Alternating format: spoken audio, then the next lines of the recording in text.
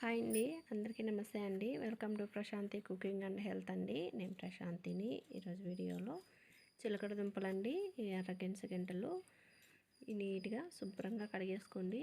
వీటిల్లో చాలా ఆరోగ్య ప్రయోజనాలు ఉన్నాయి. మనం తినటం వల్ల ఆరోగ్యానికి చాలా మంచిదండి.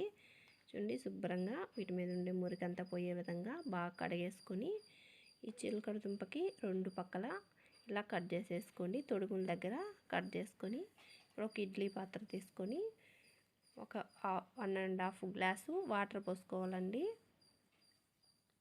ఇలా వాటర్ పోసుకొని పైన మూత పెట్టి స్టవ్ వెలిగించుకొని నీళ్ళు బాగా మరిగించుకోవాలండి. చూడండి, సన్న రంధ్రాలు ఉండే ఈ ప్లేట్ అండి.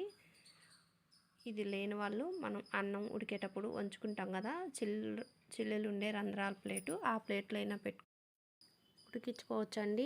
లేదంటే మనం ఇడ్లీ పెట్టుకునే ప్లేట్ ఉంటుంది కదా, ఆ ప్లేట్లో అయినా పెట్టుకొని ఉడికించుకోవచ్చు. ఇలా ఉడికించుకోవటం వల్ల మన గడ్డలు బాగా రుచిగా ఉంటాయి. నీళ్ళల్లో వేసుకొని ఉడికిస్తే అండి చవ్వగా ఉంటాయి, ఏమంత రుచిగా ఉండవు. పోషకాలన్నీ పోతాయి, విటమిన్స్ అన్నీ నీళ్ళల్లో పోతాయండి.